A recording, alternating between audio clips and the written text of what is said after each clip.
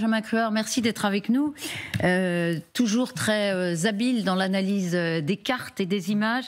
Et vous nous montrez que l'encerclement israélien est maintenant plus précis autour de l'hôpital. En tout cas, quand on prend les dernières positions et zones d'avancée israéliennes, on voit bien qu'il y a une convergence en fait entre les troupes qui partent du nord et qui descendent. Là, vous avez le camp de réfugiés d'Al-Shati qui les ralentit un peu, mais on voit qu'on descend vers l'hôpital Al-Shifa. Et puis, il y a une sorte de tenaille par le sud. Ils ont bloqué l'axe nord-sud et maintenant ils remontent et ils se rapprochent très très près de cet hôpital Al-Shifa. Donc effectivement, vous avez une sorte d'encerclement, en tout cas un début d'encerclement. Quand vous zoomez, on voit qu'ils sont vraiment pas loin quand même. Hein. Sur les dernières cartes faites à partir de géolocalisation, vous voyez qu'ici, alors là, il y a à peu près 1 kilomètre. Par contre, ici, vous avez à peu près 300 mètres. Hein, j'ai mesuré avec des images, par exemple, dans cette rue-là, qui ont été géolocalisées. Au fond, là, on voit des blindés israéliens. Donc les blindés israéliens sont à quelques centaines de mètres aujourd'hui de cet hôpital Al-Shifa.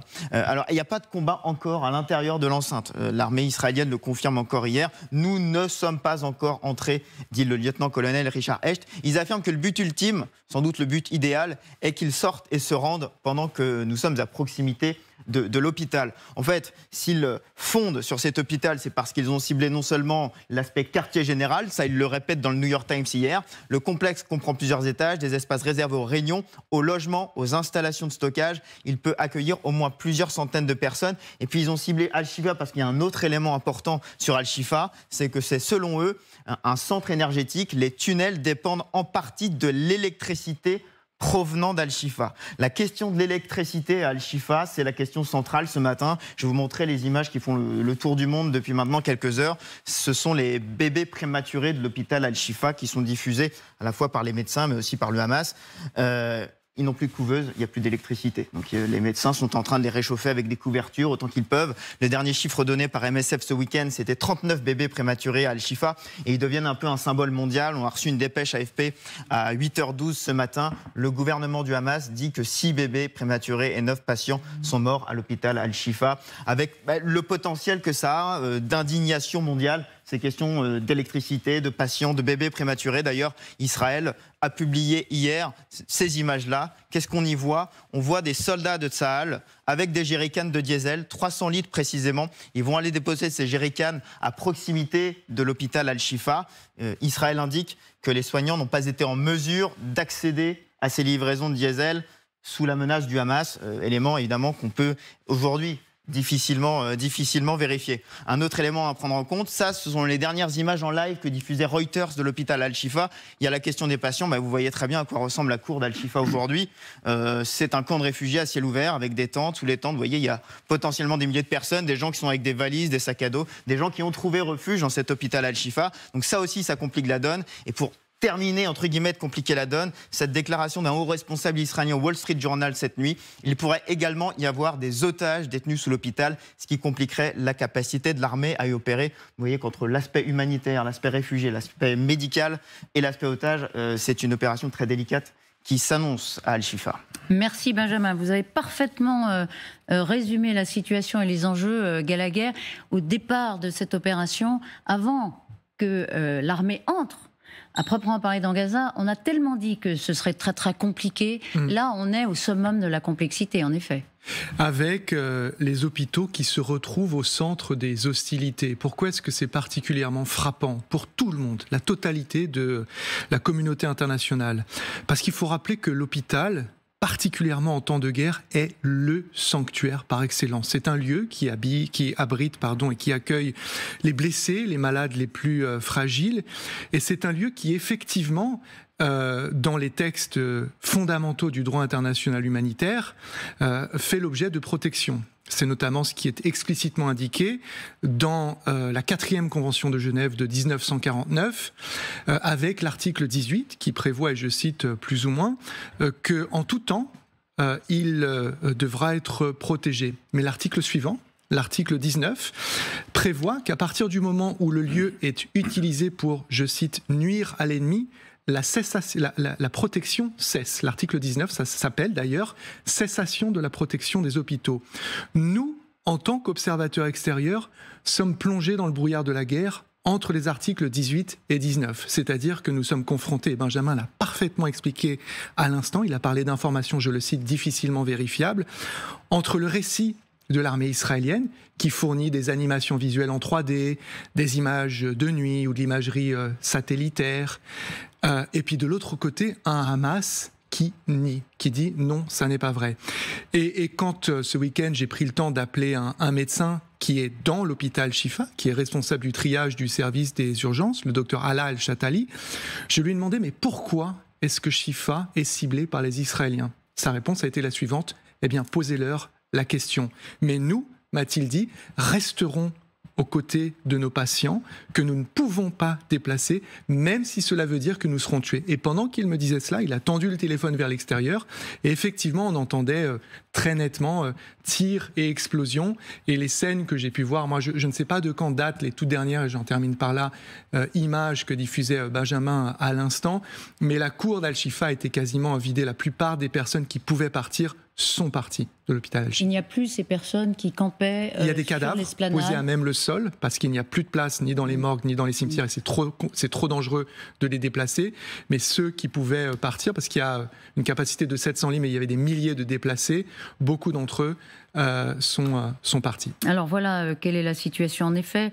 Hier, l'armée israélienne a tenté de donner des gages en disant qu'elle aiderait l'évacuation des bébés prématurés qu'on voyait tout à l'heure vers un hôpital plus sûr. On a vu ces images où les Israéliens apportent du carburant pour aider l'hôpital évidemment à poursuivre des opérations, tout en disant que ce carburant a été détourné par le Hamas. Écoutez ce que dit Jack Sullivan, le conseiller à la sécurité nationale de la Maison-Blanche, qui exhorte Israël à ne pas frapper l'hôpital. Nous ne voulons pas voir un échange de tirs dans un hôpital où des innocents, des personnes sans défense, des personnes en quête de soins médicaux sont pris entre deux feux. Que va faire l'armée israélienne en se rapprochant de l'hôpital d'Al-Shifa avec tous les enjeux qu'on a décrits, Rina Bassis? Et justement, je crois que c'est pour cette raison qu'on n'a pas encore vu cette attaque. Et je crois aussi qu'il faut faire très attention en spéculant comment cette attaque va se dérouler. Parce qu'effectivement, on attendait, ça fait 2-3 jours en fait qu'Israël dit, nous, on est prêts, on va évacuer les bébés, on va évacuer les malades, et on est d'accord d'apporter même des carburants. En fait, on veut pas tirer sur des patients ni sur des innocents. Et donc la complexité est là. On peut peut-être envisager un autre moyen sur lequel l'armée israélienne va frapper, parce qu'on a vu pas mal d'informations ces derniers jours sur les tunnels. L'armée israélienne a bien dit qu'il y aura plusieurs sorties aussi hors du bâtiment même. Et donc moi, je mets en garde, on va attendre, il faut attendre quand même pour voir, spéculer. Ouais. Il pourrait y avoir des opérations. Il pourrait y avoir des opérations extrêmement ciblées sur les tunnels qui sont autour de l'hôpital et non pas sous l'hôpital. Moi, je pense... Bon, il y a deux questions là. D'abord, il y a bien sûr la question des patients. Et là, on peut imaginer que tous les patients sont dans les bâtiments, donc pas dans les tunnels. Et après, on a bien sûr la question des tunnels. Est-ce qu'il y a des otages qui sont tenus là-bas ou non? Et est-ce que l'armée israélienne a des renseignements sur ça? Donc moi, je pense à la fin, la décision sera prise par rapport à ça, et en espérant bien sûr qu'il n'y aura pas de blessés civils. Donc pour vous, l'armée israélienne retient ses coups, si je puis dire, pour l'instant, autour de l'hôpital. Parce que la question qui se pose, c'est est-ce que Tsahal peut poursuivre son opération dans ce contexte?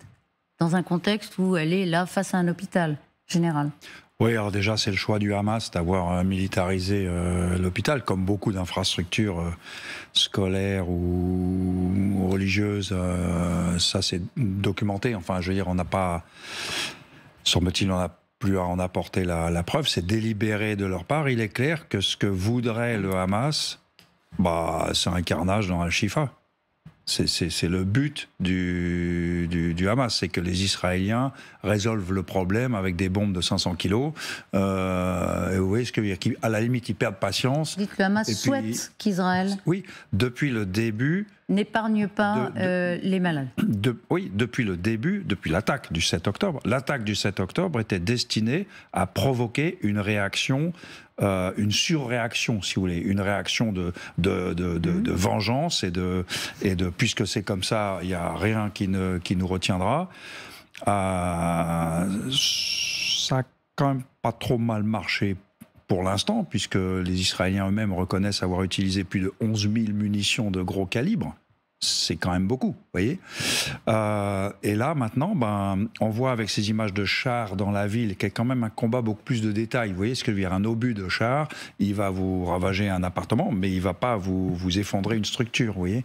Donc là, et maintenant, on s'arrête, parce qu'en fait, les Israéliens ont conquis ce qu'on appelle les intervalles, c'est-à-dire les zones où on peut circuler en char et tout. Et maintenant, ils sont arrêtés devant la ville.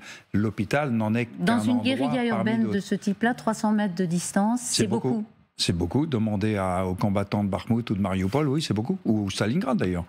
Donc là, il faut... Jusqu'à présent, Israël est tombé dans le piège du Hamas. Jusqu'à présent, tout ce qu'a fait Israël, le Hamas l'avait prévu et donc l'avait désiré.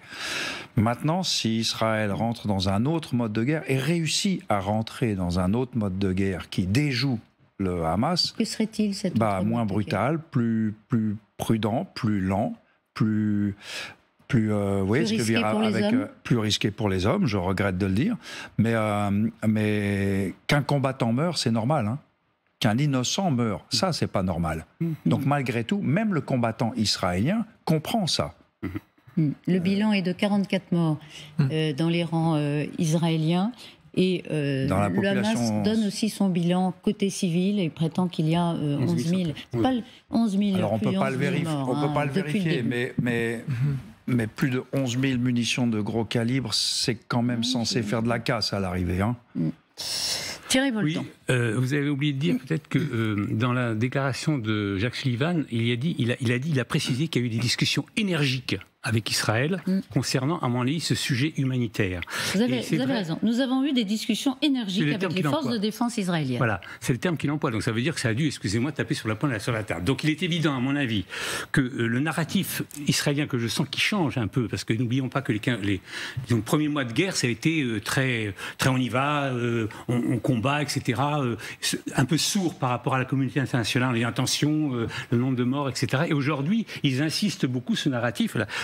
Les bidons de fioul, l'extraction des bébés, il parle aussi de 50 000 personnes qui peuvent passer par jour, des pauses humanitaires qui sont prévues, etc. Donc ça change. Et à mon avis, là, je pense d'abord, pourquoi les Américains ont fait cette pression ? Tout simplement parce que l'image qui était donnée par Tsahal était très négative et très dommageable par rapport à tous les pays qui soutiennent Israël, évidemment. Et d'ailleurs, je crois que le ministre de la Défense Sébastien Lecornu sur LCI a dit hier soir sur LCI cette chose-là, justement, en disant nous sommes quelque part dépendants de cette image. Et donc notre intérêt, je dis bien notre intérêt en tant que monde occidental démocratique, était évidemment de dire à Israël, attention, mollo, excusez-moi dans mes expressions, mais descendez un peu la pression. Et donc là, à mon avis, on a évidemment une réponse, si je puis dire, de Tsahal par rapport à la pression américaine. Il est évident que ce sont les Américains qui ont la capacité de faire pression, et donc ils ont fait pression, et je crois que Tsahal a quand même entendu ça, et je pense que dans les semaines qui viennent, nous allons quand même beaucoup assister à un narratif plutôt humanitaire, dit Tsahal, après le narratif très guerrier que nous avons eu. Voilà. Au-delà, et rapidement, Gallagher, il y a la question des trêves aussi, des pauses. Pour l'instant, les pauses, on ne les voit pas, c'est pas spectaculaire non plus. Mais est-ce que c'est même compatible avec une opération telle que l'a décrite dans ses objectifs l'armée israélienne, c'est-à-dire éradiquer le Hamas, aller au plus près, ne laisser aucun combattant vivant? Est-ce que c'est compatible avec des pauses et avec effectivement l'humanitaire?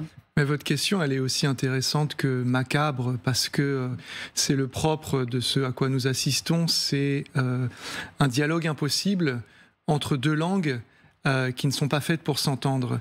La langue que parle Israël aujourd'hui, celle de la sécurité, et la langue qu'une grande partie de la communauté internationale souhaite que soit désormais parlée sur ce terrain, à savoir celle de l'humanitaire. Et donc vous avez quand même peu de points de rencontre et de convergence entre ce type d'opération et les considérations humanitaires. Et c'est vrai qu'on a assisté à tout un débat sémantique qui paraît déconnecté de cette réalité sur est-ce qu'il faut parler de trêve, de pause tactique, de trêve humanitaire, de cessez-le-feu, etc., qui sont des choses à chaque fois qui sont différentes. Mais imaginez ces civils que vous voyez à l'écran qui essayent désespérément de fuir les combats.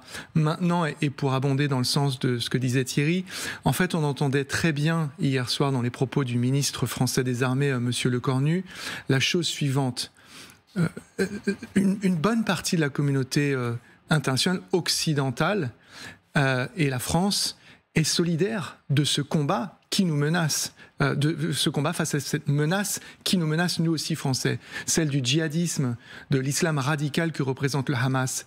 Mais ce qui importe, là où il y a dissensus, c'est la manière, la méthode. La modalité.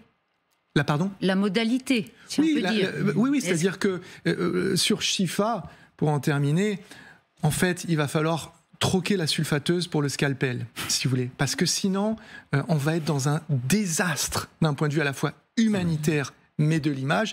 Et c'est pour ça que moi, je dis que, si vous voulez, le Hamas ne peut pas gagner la guerre, mais Israël peut la perdre.